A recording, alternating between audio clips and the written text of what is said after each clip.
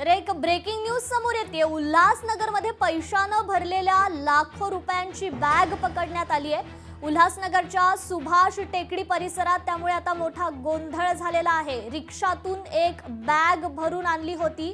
या बॅगेत मात्र लाखो रुपये असल्याचं समजतंय। उल्हासनगरमध्ये एका रिक्षात ही लाखो रुपये असलेली बॅग सापडलेली आहे। त्या ठिकाणी मोठा गोंधळ त्यामुळे निर्माण झालाय। अपक्ष उमेदवार नरेश गायकवाड यांनी या रिक्षाचा पाठलाग करून ही रिक्षा सुभाष टेकडी परिसरात आणली। तिला थांबवलं आणि त्यात मात्र पैशानं भरलेली बॅग आढळून आलेली आहे। यानंतर या रिक्षातील अज्ञात तरुणांना पकडून पोलीस चौकीत नेण्यात आलंय। पोलीस चौकीसमोर मात्र यावेळी प्रचंड गर्दी झाली होती। मोठा राडा झाला। भाजपनं हे उमेदवारांसाठी पैसे पाठवल्याचा आरोप आहे।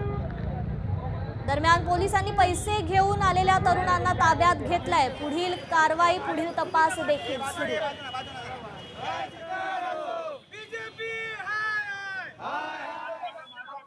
साधारण 2 ते 3 लोक होती आणि एक रिक्षा ड्रायव्हर होता आणि त्यांचा सगळ्यांचा व्हिडिओ मी काढलेला आहे।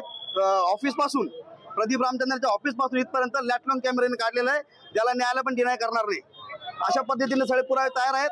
जर समजा तरी देखील प्रदीप रामचंद्र कारवाई नाही झाली, भाजपा 50 लाख रुपये पोलिसांसमोर मोजून दाखवलेले, पुरे 50 लाख रुपयाची रोकड होती पोलिसांना समोर मोजून दाखवलेले। आणि तरी जर कायदेशीर जर कारवाई होत नसेल तर जिसकी लाठी उसकी भैंस, मग आम्ही कायदा जर हातात घेतला तर आम्हाला कोणी अडवायचं नाही। लोकशाही मराठी ऐका, पहा, जागरूक रहा।